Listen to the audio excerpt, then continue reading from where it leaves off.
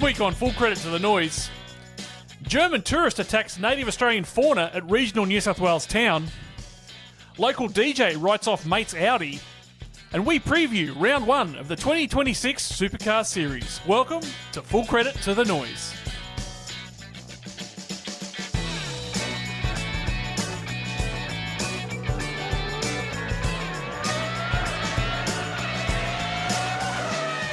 Well, hello, good morning, good afternoon, good evening, and welcome to Full Credit to the Noise. You can find this podcast on Twitter, Instagram, and Facebook at FCTTN Podcast. You can find me on Instagram, Twitter, Blue Sky, and Facebook at former_legend. You can find the bloke across from me on Twitter at AVL_motorsport. He's on Instagram at AVL.motorsport. He's a man who this week begged Sydney councils to not ban G-strings on their beaches. He has left a massive bar tab in 4 Bathurst hotels that will not be fixed up. And tonight he's wearing a pair of Ray-Ban Meta Wayfarer glasses. Welcome to Speed Cafe's Andrew Van Leeuwen. Hello, former. Wearing glasses is annoying enough without having to charge them up every 6 or 7 hours, I reckon. So I also, given we've been spending a bit of time together, I'm not sure you'd really want me recording your every move anyway, to be honest. But how are you? This was your week. This was Bathurst 12 hour. This is your thing. How was it? How are you feeling? Mate, I'm not going to lie. I am spent. I am absolutely exhausted. I have had the biggest weekend. Just back to those Ray-Ban Meta Wayfarer glasses. There was a time this week where I was talking to our mutual friend, Grant Riley, who was wearing a pair of those. I'm thinking, if this has been recorded, I am in all sorts of trouble. Yep. So, Grant, destroy whatever you've got to destroy, but for God's sake, if they were being recorded, I'll be shattered. And he knows what I'm talking about. Yeah. Yes, I don't know, but I don't even want to know, to be perfectly honest. But, it felt like the 12 hours back, but right? This week, was like you're a student of the event. It felt like it was back, like all the big drama on race day, amazing field, acclaimed record crowd that you never ever know, but that doesn't feel like a ridiculous piss take to say that it was, a record or close to a record crowd. Like it was kind of back. What do you take on that? I just feel like every time there's an event at Bathurst now, this is the biggest crowd we've ever had, everyone. And it's like, well, is it? And how do we prove it's not? There's like TV ratings and all that sort of stuff. There's so much smoke and mirrors around how it's counted and this and that. But it felt like a feasible claim because it felt like a reasonably big event, which was a good thing. So, and it's just, the season just really feels like it's off and going now. Like this is we're in this 2-week swing. Actually, I should hopefully, we're getting decent enough sort of production values here. I'm in a very small apartment in Parramatta. I actually feel like I'm on MAFS. That's the sort of apartment that they'd have on MAFS, except I've been paired with Trash Stefan, Towers. with Stefan. So it's I am sleeping on the couch too, which probably would happen if I was on MAFS. So it's all fairly realistic. And good news, it's intimate week. So you and Stefan will be. You'll be all over it. It's a very small apartment, so we'll be intimate enough already. Don't worry about that. I thought the event was brilliant. The level of competition now, AVL, is all time. That was probably as good as 2020 as far as the pointy end of the field. And as you probably covered off on the news podcast, they are looking at making it an exclusive GT3 race moving forward, which is even better. As long as the numbers can be around what we've seen on the weekend, it will be absolutely amazing.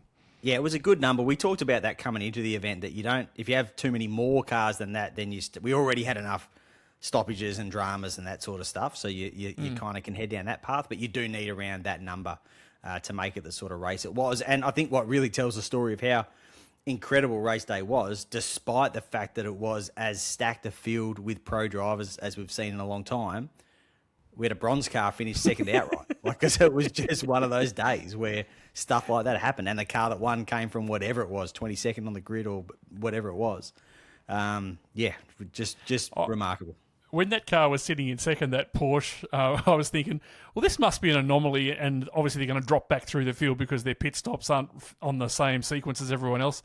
And they just kept trucking on. And right at the end of, I don't know whether you noticed, on the very last lap, they were steaming towards Maro, who obviously was either conserving fuel or just rolled off. But I don't think the gap was much more than a second by the end of the race. No, it's the confusing thing about the classes for races like this, in that it's called the bronze class, but you can have one pro driver in there. So what it shows is that if something happens that allows you to cycle through your amateur drivers and somehow you can get your pro in the car for the last hour somewhere near the front, you're in with a shot. Yep. You know, but I do find it weird that you have a Pro-Am class, because to me a Pro and 2 AMs sounds a heck of a lot like a Pro-Am lineup, but it's not. It's bronze. Yeah. But anyway, it's one of the many confusing things about international GT racing that I don't fully understand. Yeah, well, that and the BOP, which we'll get into later, but wowee. Yeah.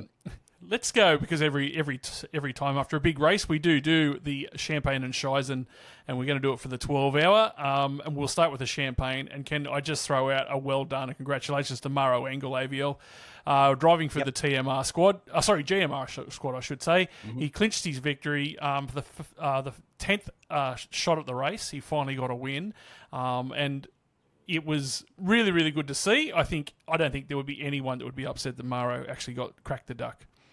Maybe Shane Van Gisbergen after their little run-in when they were Team A, when they were co-drivers there. Are they good anymore, or did they finish? I have no idea. Yeah. No clue. I tell you what, I walked past him when he threw his helmet that day, and it was quite the sight. My next Champagne goes to the Ford Marquis up at the Chase AVL. Became Uncle Former's home base over the weekend and rubbed shoulders with Mark Rushbrook. I'm trying to organise an interview with him because I know a few of the Ford boys think it's a great idea. A few probably don't. Nah, he's a good sport. He'd play along. He'd get into it, I reckon. Rubbed shoulders with Brock Feeney, Cameron McLeod, George Badicki, and Blake Tracy, and many, many freeloaders, most of who I actually snuck in myself through the back door of the Marquee. It was free food and free drink, and everyone had a great time, AVL. And I know you frequented up there at least twice over the weekend. Yeah, I popped in a couple of times. How good did that naked GT3 thing look out the front? The carbon GT3 Mustang. Yeah, and that was actually Ford's spare car, and had the damage on that on the race car been something repairable, that thing would have been torn to shreds as a donor car. That was the plan. But unfortunately. Yeah, it wasn't in a repairable state after its little episode, which we will get onto. My next Champagne is the Quinn family Audi entry AVL. Tony Quinn, his sons Clark and Kent, and his grandson Ryder, who Ryder might have been one of the stars of the weekend, just quietly. They finished 18th in the Q entry. AVL, just one thing out of this. Why wasn't it called the 4Q entry? Because that would have... There was four of them. They're Quins. Yep. 4Q. Yep. That would have been awesome. Great call.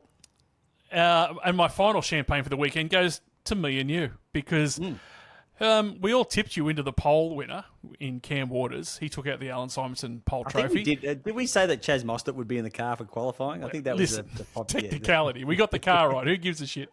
And our pit tips for the podium weren't great, but AVL, I'm pretty sure, one F.Legend threw in the number 888 as a race winner. # you're welcome. Yep. Let's go to Shisen. And I want to go out to this German bloke, Chris Mees, who attacked our wildlife down the straight of Bathurst. He's the first bloke out of the race when he took out one of the animals in our national coat of arms, an absolute disgrace, by the way, turning a kangaroo into basically mist. Mees returned to the pits covered in the vapour of a dead kangaroo with blood and faeces all over his helmet and race suit, AVL. Mate, it was actually gross. Did you see his helmet was actually covered in shit? Yeah, no, it wasn't nice. That is crook. It really wasn't nice. Just a nasty incident and a shame for those guys. And, obviously exposes the risk of turning up to a race like this with one car in the race. Like going to all the effort of coming here and only having one car in the race. Like it's they had the spare Quinny car there if they needed it, but that was only useful if a car got written off any time before Sunday morning. Yep. So it had to happen earlier in the weekend, but by the time we got to that point, it was all kind of useless. Like they couldn't do anything about it. They're out of the race. Would have been nice to see how that car went. I was excited for it. It looked good on track, man. Jeez, that was a good-looking car on track, and it sounds the business.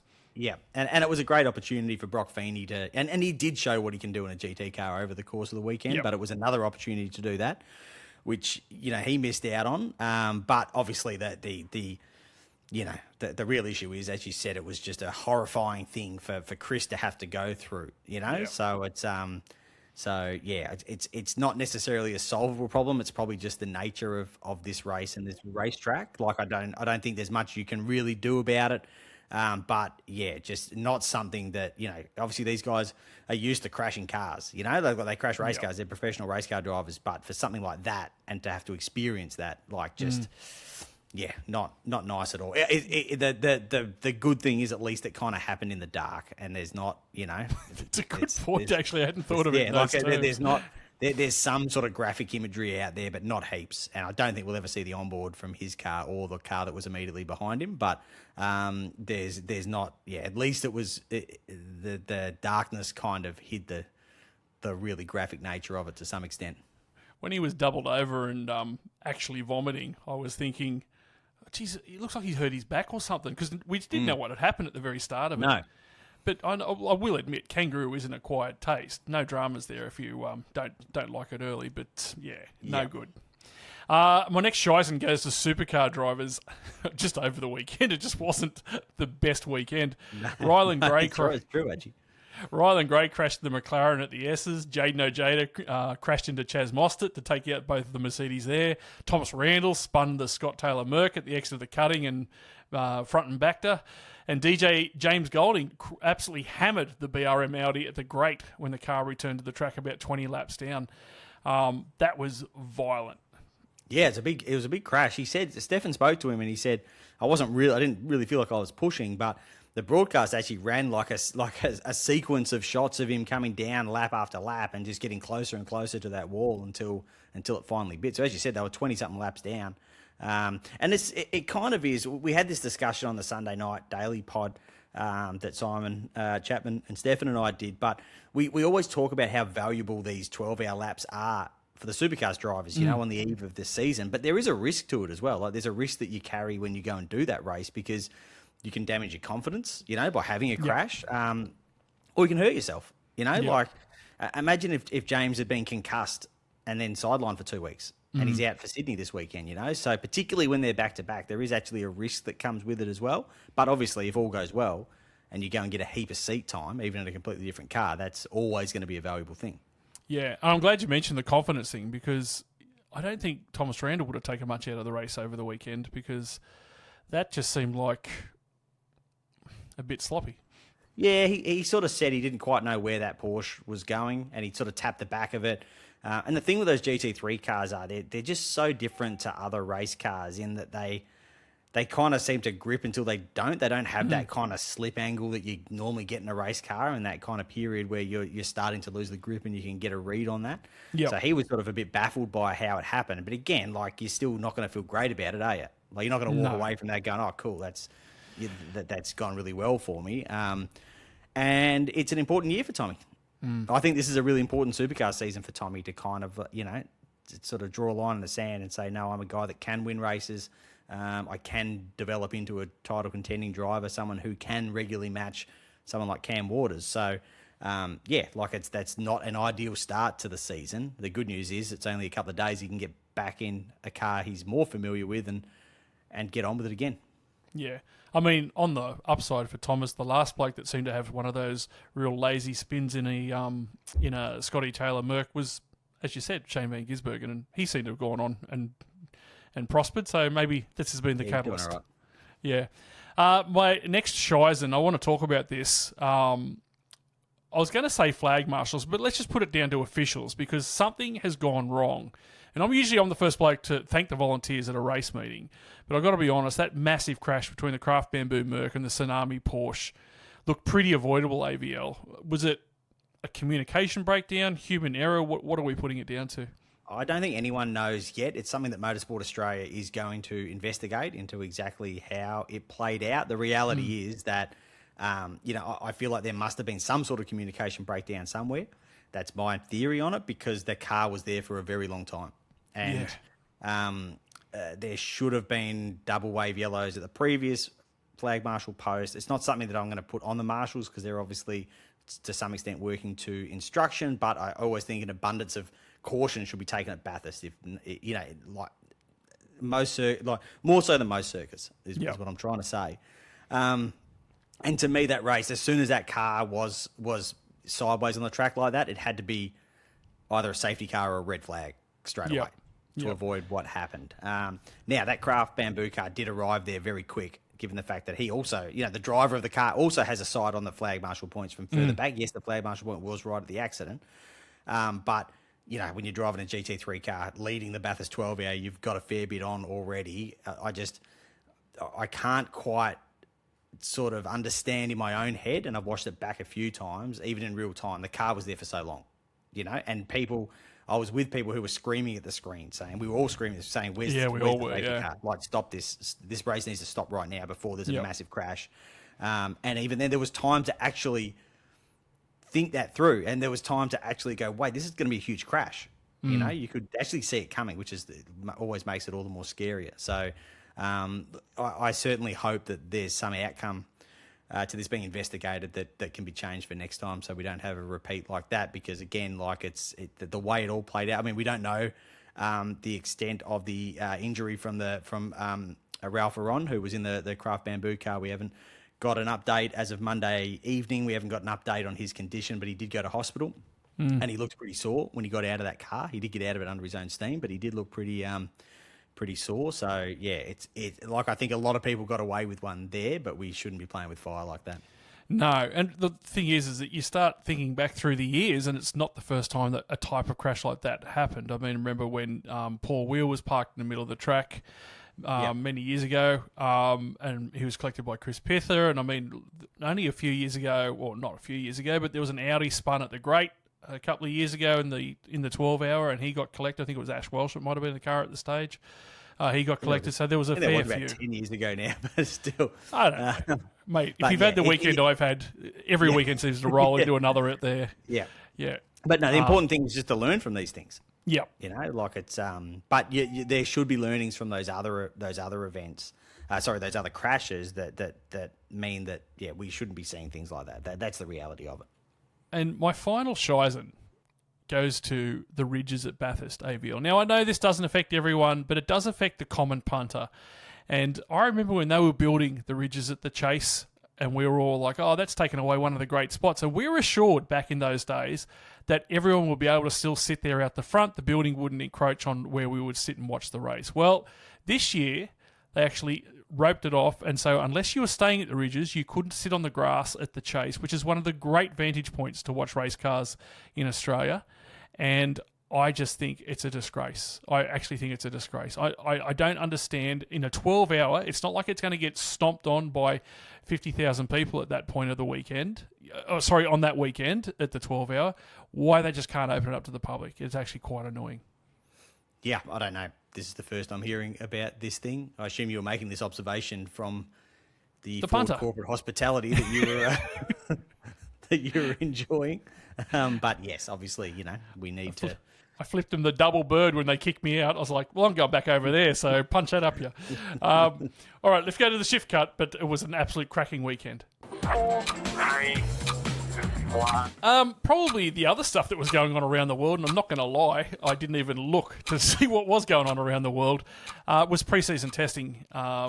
And it didn't really produce a definitive. This is in F1, of course. I was going to say pre-season F1 testing. We might want to clarify. I'm out of form. I'm not going to lie. It didn't produce a definitive fastest team, but some patterns have emerged. Mercedes set some of the quickest headline times, and they had heaps of mileage and laps over the couple of days that it ran, or the few days. Ferrari and McLaren were consistently near the front and competitive in longer runs, but there's a little bit of a question mark over Red Bull, because they actually apparently looked efficient and fast in key areas, even if not always topping the timesheets. When others were topping the timesheets, several drivers suggested that Red Bull could be the strongest, which is... me and a punter from our Discord, AVL, just so you know, had 50 on Max to win the title this week. So we got him at $4.50. So not looking bad. It's not looking bad. I don't mind it. And when I read this, I got quite excited, I'm not going to lie. Rivals think that maybe Red Bull are actually sandbagging over a full lap and just going fast in different sectors while they test stuff out. Some drivers think their performance advantage could actually be quite significant when we get to Albert Park. And the new power unit, that's right, by Ford, and energy efficiency look quite strong. So the perception inside the paddock is that Red Bull are still a major threat. And some, including me, are saying they could be a favourite, AVL. just going through the other ones, like we said, there seems to be a top group, which would seem to be Mercedes, Ferrari, which is a surprise, but let's see, McLaren and Red Bull. Depending on setup and conditions. And early signs suggest a performance gap between the top and then the bottom. With Aston Martin, big question mark here. Some were saying, or Lance was saying, 4 seconds a lap they need to find. Surely that can't be right, because that's F2 numbers. Yeah, we'll come to it in a minute, but yeah, it doesn't look good.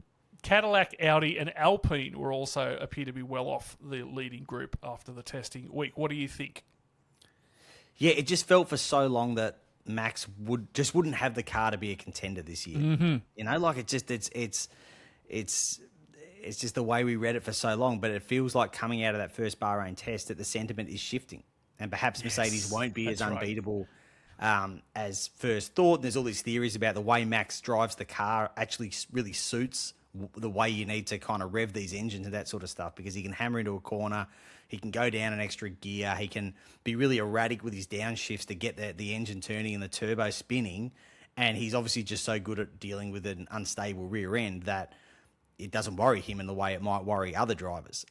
So it's such early stages still, and it's testing, and we don't know who's running what fuel, loads, all this sort of stuff. So you can't read too much into it. But when you do listen to the guys on the ground there, the guys and girls on the ground there that are reporting on all this, the sentiment is shifting. And come on, it could be like there was some incredible comments from Max. I think after the second day testing, where he basically said, "I hate these cars. This is anti-F1. We shouldn't be an energy-saving championship. You should be able to drive these cars as fast as they go." He did actually say, I prefer driving my GT3 car because I can go as fast as I want all the time. Now, I don't think he's actually got a full grasp on how GT3 racing works yet, because we did just watch 2 days of the sandbagging world championships at Bathurst. But so he might, whatever manufacturer he ends up driving for, might absolutely hate him when he gets there, because they'll be towing caravans around as a BOP measured by at some point. But yeah, it could be that he just hates driving these cars, but they actually suit him perfectly. You know, and he might end up being a genuine contender or even a runaway world champion. Who really knows? So I feel like it's really well balanced at the moment. You know, like as you said, you've got Merc, Red Bull, Ferrari. The Ferrari looks pretty good, you know, and you would think McLaren will be in the mix as well. So you've kind of got, 4 teams that all could go to Melbourne being in the hunt there. And it's going to be interesting to see when we do get to Melbourne how those 4 kind of filter out. And then you go down the other end, you'll have your sort of traditional midfield. But, geez, the Aston just looks terrible. Like, it really looks bad. And this was meant to be the big break. This was an Adrian Newey designed car for a new rule set. The greatest driver who ever walked the earth in Fernando Alonso at the wheel. Jeez, you hate that bloke. I don't hate him. I hate some of the reaction to him. But anyway, like this was going to be, they were going to be unstoppable, And then it turns out this Honda engine really looks like it's struggling. And this really aggressive car design that Newey's rolled out doesn't seem to be working all that well either. Again, the early days, it all could change, but it looks embarrassing at the moment. Really, like that's how it looks for them. So that's probably been, I think, one of the biggest surprises. And then at the other end, you've got Red Bull. Everyone said, they can't just start up this engine program as a independent manufacturer and do all this and get anything out of it. And man, they're looking pretty good. And even if Max hates these cars, he loves winning. That's right. What he does love doing. So if you put him in a position where he's a shot to do that, he's gonna have a real crack at it. So yeah, Did you see Lando's reaction to Max saying, "I hate these cars and I hate everything"? Lando basically said, "Well, retire then. If you don't like it, I love them and blah blah blah." I'm thinking, yeah, you'd like him to retire, wouldn't you? That'd make your life a little bit easier having no Max on the grid. There's a bit of politicking there as well. It's a bit of like, well, if he says that, I'm going to say the opposite sort of thing, So I think the cars themselves look great. I think that it's just the engine. It's just the way that engine is packaged with the energy recovery and all that sort of stuff. Like it's obviously I do agree with the idea that it shouldn't be an energy saving championship. I agree. Absolutely agree. I'm fully on board with that, and that worries me when I hear those comments from Max about what we could see this year. But we can't judge it until we actually see it.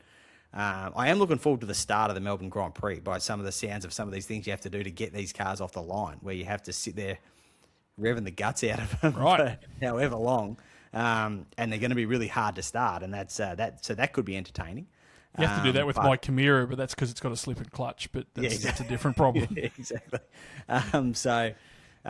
There's still a lot to look forward to. Like, there's a lot of intrigue going into the season, but I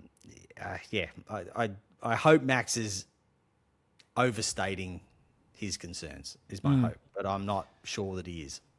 Not overstating his concerns is Mercedes Formula One CEO and team principal Toto Wolff, who joked about Kimi Antonelli crashing his new company car. I mean, we've all been there. What happened, Mr. Drifter? What happened, Drifter? What happened? Tell us. Lost it. Explaining that thankfully the only thing that was hurt was the Italian driver's ego. Antonelli picked up the keys to an exclusive AMG GT63 Pro Motorsport Collector's Edition, valued at approximately £180,000. And as you were saying before we started recording, you didn't think they made cars that cheap, ahead of the 2026 F1 season. But only after having the car for a matter of days, he crashed into a guardrail in Italy. Luckily, no other vehicles or people were involved in the collision. How's the bloke at Bingle or whatever when he calls him up and says, I've got an insurance claim to put through? They're going to just truth. How's the bloke at his former school who's got the second best first car amongst all his peers, and then old mate turns up in his limited edition AMG? Yeah. Makes my fake Evo look pretty shitty now that I look at it in this light. I just want to give a shout out to Stefan Bartholomeus AVL, who today just wrote this headline: undeterred by his horror collision with a kangaroo in Sunday's 12-hour, German GT ace Chris Mees has his sights set on tackling the Bathurst 1000.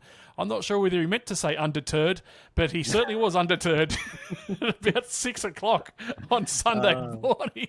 That is very good, Stefan. Stefan was just sitting across from me at this table not long before, and he said, I'm going to go to my bedroom because I have a feeling former Legend's coming for me today. He said, I don't know why.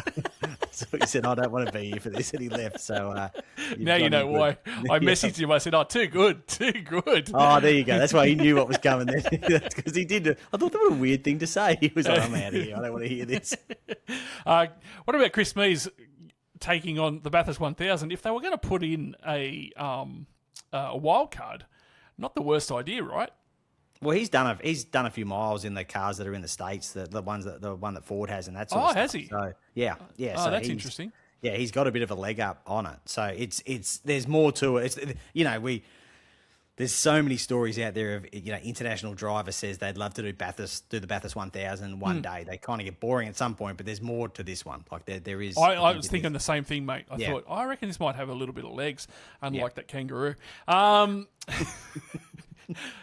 This is time sensitive, this story, so hopefully the podcast doesn't go out before around 6:30 tomorrow morning. But Supercheap will announce their 2026 wildcard with Craig Lowndes in the Team 18 car, and it will be Bailey Hall, who is set to do the Enduros at the Bend and Bathurst, with possible additional rounds set to be announced. Had a decent weekend in the McLaren, just quietly. I kept an eye on him over the weekend, and he was going okay, given that Carb spent the first day of the meeting almost parked in the shed for the entire day. So I think the good thing is that from what we understand, he'll do Super 2 as well, which is really important because we know how hard it is to go from your Porsche with its Michelin's on or your GT3 cars and that sort of stuff and really excel in supercars. Like, it's almost like a curse, right? People just don't make the transition all that well.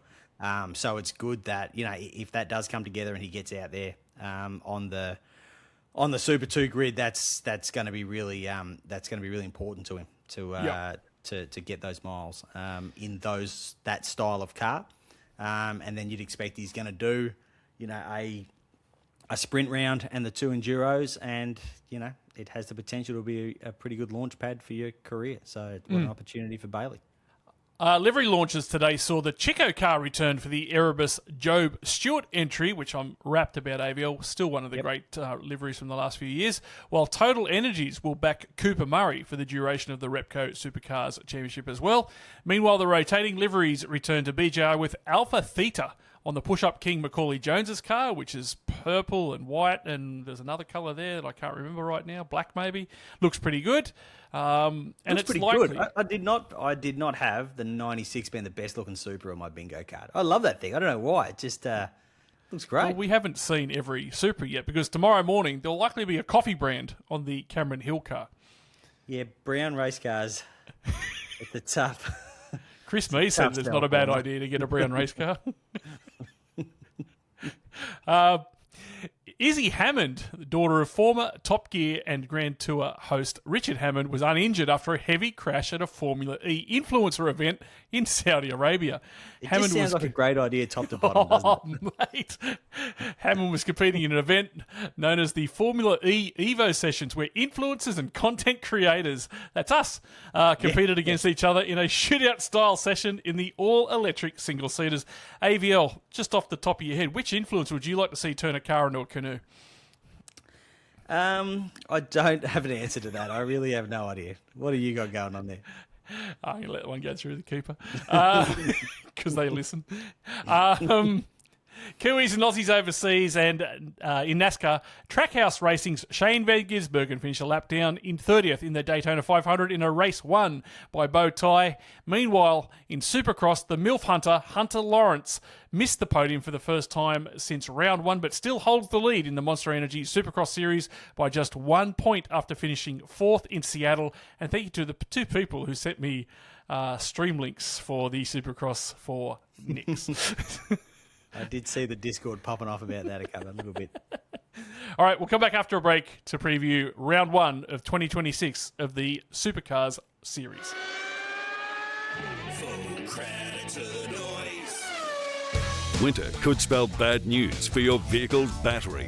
Here are 3 maintenance tips from the battery gurus at R&J Batteries. 1. Avoid frequent short trips to keep your battery at a healthy state of charge. 2. Keep the battery terminals clean and corrosion-free. 3. Avoid running your accessories with the engine off for too long.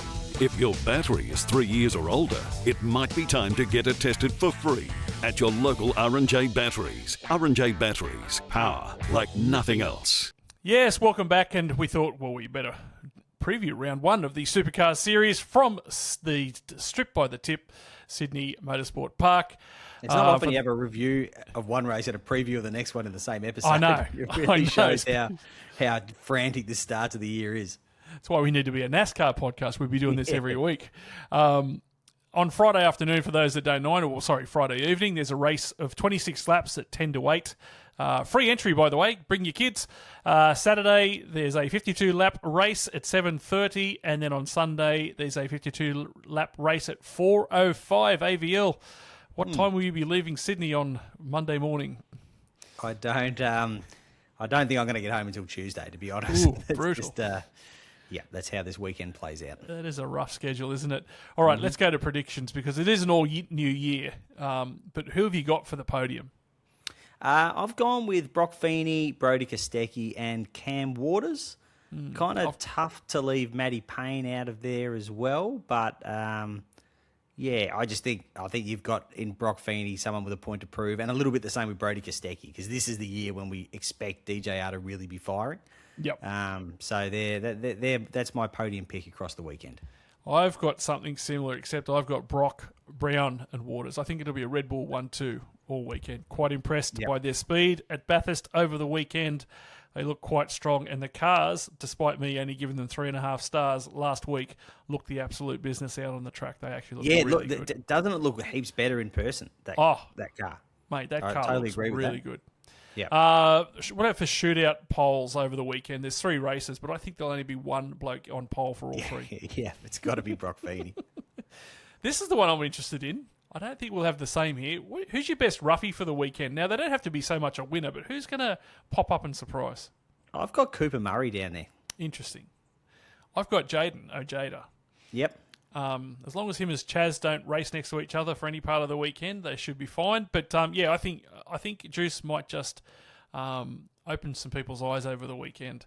He certainly wasn't. He certainly, like, that clash with Chaz didn't knock any confidence out of him. Like, he was very unapologetic about it after the race, not in a bad. I don't mean that in a bad way. Like, he was like, yeah, like, it's car racing. Had to do it. Had to race hard, you know. And I think that, and we spoke about this in the Sunday Daily pod as well. Like, I spoke to Juice after the race, and he said, I don't care if it was Chaz or whoever it was, I was going to race him like that anyway. But I don't think it was a bad thing for him to show that he is willing to get his elbows out to another supercars driver, and particularly one as fast and competitive and influential among the driver group as Chaz. So whether it was an accidental byproduct or whatever it was, I think it was an important thing for him to do.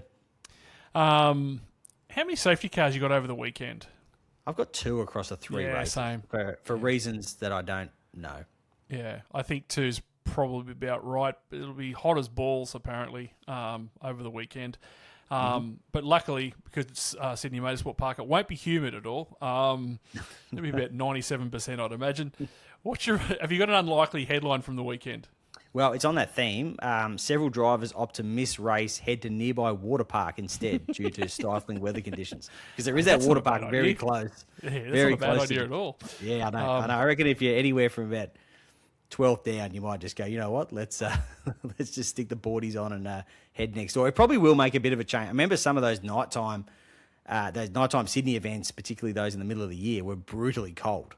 So maybe it'll be nice that it'll be a bit warmer in the evenings and that sort of stuff for the people that make the trip out there. But yes, it's I think it's going to be quite unpleasant during the day.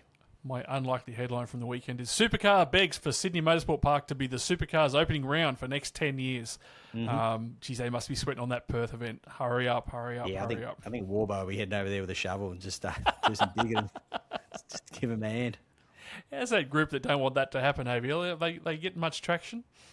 Well, work has apparently started, so hopefully by 2028, I won't have to go too far to travel to the opening round. Yeah, and I can't wait to sleep on your lounge. Now, if this is the answer, what's the question? Have you played any of these? You just give me the answer and we'll see how it goes. The answer is bring in some overseas GT3 drivers. My question is, how can we keep the Western Sydney panel beaters in business this weekend at SMP? Because, holy dooly, there's some written off cars from the weekend. I was convinced you were going down some sort of wild animal control path there, so that's I'm very happy with how that's that'd be played poor out. taste. Be in poor taste joking about that sort of thing. If this is the answer, what's the question? The answer is, forgotten him already. I think I know where you're going with this, and you can have it all to yourself. Who is Neil Cropton? Dear. Let's go to a break. We'll see you at Sydney, by the way. Get out there nice and early Friday. Don't forget, it is free, and it's a good event. It is a good event. It's a great spectating track. So if you've never been before, bring your kids, bring your missus, go and park at. Go and sit at turn 1, turn 2, and see a lot of action. It's one of the best places to watch motorsport in the country. We'll come back after the break with Rear of Grid. Full credit to the noise. If you're out there forklifting, bobcatting, jackhammering, backhoeing, trenching, digging, drilling, and persuading, you want to know that if anyone is thieving your stuff, that your insurance company will be timely with approving. So get on to Truck Assist, the insurance to keep on earning, with cover for the machines you're hauling and your work truck too. Go to truckassist.com.au, then get back to all that persuading. Limits and exclusions apply. Consider the PDS and TMD on the Truck Assist website. Yes, welcome back to Rear of Grid AVL. I'm not going to lie, I've got a whole heap of Discord stuff I've got to go and catch up on because I didn't even open it over the weekend. Oh, yeah, I was doing the same. And it was usually sort of at like midnight when we knocked off work, and I was like, better go back and see what the crew was saying in there. But yes, make sure you sign up to become a full creditor, get access to that Discord, because even if we're not in there every day, we usually are, to be honest, outside of the race weekends, but there's a lot of people having a lot of fun in there. We've got the merch range as well, particularly the limited drop that is on sale at the moment, so make sure you grab that. We've got some exciting stuff coming up around the Adelaide Motorsport Festival let's talk about that, what we did yesterday. Oh, yeah, we did film something fun, didn't we, for that? We made an ad. We did. Well, let's wait and see if it passes the censorship test once it's actually finished first before we get too excited. But there's one version that might be socials only, I think. All I'll say is that I was between Brocky's legs for most of the ad. So, all right, 6 credit or shred it's. Yep. I'm going to give you a statement. You just tell me if you agree with the credit, disagree with the shred it. We'll come back after we've done all 6. Number 1, Max Verstappen will not be in F1 by 2030. Partial credit. I'm starting to say shred it, but it's more out of hope. Number 2, BOP in GT3 racing is easier to manipulate than the salary cap in the AFL or NRL. Easiest credit ever. Credit. Number 3. Kangaroo is an acquired taste. Yeah, I'd say credit. Credit. Number 4. The level of defending with an hour to go in the 12-hour needs to be addressed or punished moving forward. Shred it. Yeah, I'm with you. Credit. Shred it. Whatever I said. Number 5. I told you, not in the best form. Australia should lead the world with paid professional flag marshals for top-tier motorsport events. Shred it. Credit. Number 6. There is no sweeter taste than a free beer AVL. Got to go credit. And we'll give it a nudge this weekend when it hits about 35 degrees. All right. Max Verstappen will not be in F1 by 2030. I actually think he might not be, but I kind of do as well. And I think probably, the fact that car's actually looking all right sort of changes my opinion on it a little bit, even though what he's actually saying is that it really suggests he won't be. So, look, the statement is he won't be in F1 by 2030. I think that's entirely feasible. I don't think he'll ever be an old F1 driver, regardless of where the direction the sport goes or anything like that. I don't think he's interested in that. I don't think it's impossible that he walks away at the end of this year. You reckon? If he doesn't enjoy it, I don't think it's impossible. I'm not saying it's going to happen. But then the flip side Bathurst 12-hour will be strong. Yeah, but if the flip side is if he does flourish under this set of rules, even if he hates them and banks another 3 or 4 titles in the next few years, will he want to stop? Or does he start going, well, how many of these things can I win? Can I start breaking records and that sort of stuff? So I think that's where it could. That's where I waver a little bit on it. Yep, I find that. Yeah, I think you've got a fair bit of that's got a fair bit of legs. I said shred it, but that's more through hope. I actually would like to see him carry on and really give Lewis's records a nudge. Saying that, if he happened to quit and turn up at the Bathurst 12-hour, geez, it's going to be pretty easy to get Valentino Rossi's signature moving forward. Yeah, it definitely would be. But yeah, that's like I say. I don't think either way he'll ever be an old. He's not going to be a Fernando Alonso and be ripping around there when he's 42 years old. That's just not Max Verstappen style. BOP and GT3 racing, easy to manipulate than salary cap. I just hate it. I hate it. So do I. Like, it ruins the Bathurst 12-hour weekend for me because... It doesn't ruin it. Come on. Nah, even on the Sunday it does, because you have these 2 days of just having no idea who's doing what. And then you get to Sunday and then suddenly you see, I don't know, say a Corvette that is toweling everyone up and it just feels a bit cheap. It's just always, I just don't think it needs it. And it was a point that Stefan made earlier in the Bathurst 12-hour weekend on one of our daily pods, that they should just set it and forget it because there's enough that can happen over 12 hours of racing that you're not going to get a massive whitewash anyway. No. Of all the stuff that happened, the car they BOP'd still won the race. Yep, that's right.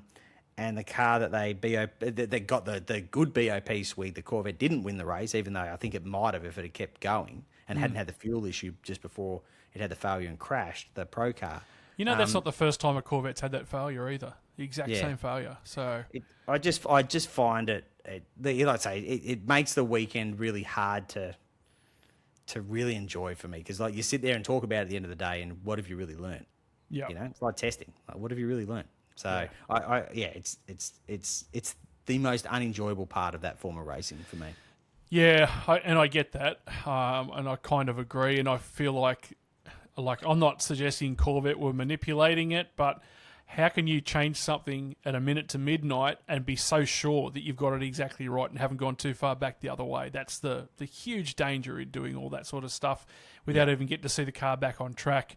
I find it very hard to believe that the change of fortunes for that Pro Corvette wasn't related to the fact that they had changes to the car. Of course not. Come on. No. But I just feel like the changes, if they're going to make those changes at that point of the weekend, geez, they want to be pretty sure they've got it right, or otherwise there's a chance that car could just take off and run down the road kind of thing. Yep. Just quietly too. What did you make of the Corvette sound? It didn't sound like I thought it would. Oh, I loved it. It sounded great. Really? I think it's the best sounding car in the field. Yep. Well, you're drunk. Yep. I've said it already. I said it in an earlier pod earlier in the weekend on the Friday. Would have been Friday night pod. Yep. I reckon it sounded awesome. Flat as attack, I thought. But anyway, kangaroos and acquired taste. I think we've done the Skippy jokes Yeah, I to think death. we can leave that one alone. Although high in protein. The level of defending with an hour to go. Look, Nah, I love it. Elbows out. It's like it's called car racing. Let's go racing. How good was our Sun Energy tip looking with 50 minutes to go? I'm thinking, mate, they're going to do this again. Yeah. And then I don't think they had to do what they did, but anyway, we moved on. Yeah, I'm sort of. We had a big debate about this on the Sunday night. I'm a bit the same. But whatever. Again, I'll never discourage people racing hard. Like it's what we watch the sport for. I reckon the party at Kenny Bull's house would have been pretty good either way, by the way. Yeah, I don't think it often isn't, to be honest. Yeah. Apparently the sausage dog nearly got out onto the track at one Yes, stage. it did. Yes. That's no true. good. Yeah. Australia should lead the world with paid professional flag marshals. Look, I'll reserve judgment. I'd like to see it just because I like to see those people get something for their weekend, but I'll wait to see what the report says about what happened at the top of the mountain. I don't say shred it because, in an ideal world, it'd be great if people got paid to do that stuff. But the issue is that who pays for it? And the people that pay for it are Motorsport Australia members and licence holders, right? That's the only way it can possibly work. So the people that end up paying for it are not the people that actually benefit from it, if we're talking about top-tier events. So my Motorsport Australia licence is expensive enough as it is. I don't need it to go up another $400 because Motorsport Australia suddenly needs to pull the money to pay flag marshals. So it's a great idea. It's an amazing idea, but I just don't see any practicality to it at all. Maybe we just need sponsors on the flags they wave and it could be cost neutral. That's the VB flag. That means there's something on the track. Because we do have a fan letter of the week, but I couldn't find it. I opened up my inbox this morning. There was 42 messages, and I thought, where is that message about the letter of the week? But I'll look for that next week. But I will ask you this question without notice. Yep. Who was your hero car of the weekend just to see with your eyes? Who looked the goods? What was the livery that got you? Oh, the livery that got me. Yeah. Oh, I love the blue on the Mustang. Yeah. Before it had some other colours on it, it did look very good. I tell you what I didn't like is how similar that blue was on the mark as well. I'm like, here it comes, here it comes. No, that's not it. Yeah. Yeah. So I think that. Oh, but no, sorry. There's an obvious answer here, and it is the art car, the BMW art car. That was the bomb, spectacular. Yeah. Yep. Yeah. So I was having. It's been a long week. Yeah. But yes, that was by far the standout. Yep. Yeah, I agree. They're the two that sort of grabbed me. And that art car, I seen it had a stoved-in front spoiler early in the race, I was like, no, that's a shame. Yeah. All right, that'll do us. I mean, it has been quite the weekend. Yeah. You've only got 2 days to relax, or 1 day to sort of not be at a racetrack before you're back at it again. We will be at Sydney Motorsport Park tomorrow for a couple of events there, and then back there on Wednesday, and then back there on Thursday and Friday and Saturday and Sunday. So there is actually no rest, but before that we will be in Circular Quay, probably when a lot of people are listening to this, watching the covers come off let's say coffee brown Supra. I hope when you're at the track, it's a nice northeasterly blowing from the Arnott's factory and not a southwester. Thanks, mate. All right, that'll about do us this episode of Full Credit the Noise. Don't forget you can find the show on all the socials at FCTTN Podcast. You can read AVL's excellent work over at speedcafe.com and read the puns of Stefan Bartholomeus. It is where they break all the big motorsport news first. I've been former Legend. He's been AVL. This has been Full Credit the Noise, and we'll see you at Turn 1, Eastern Creek, on Friday. See you there, mate. Full credit to the